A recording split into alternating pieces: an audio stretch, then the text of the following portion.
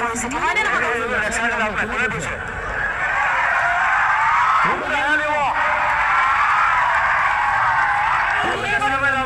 কোনে কৰিছে তেওঁ হাত দাঙি দিব পাৰিব জানো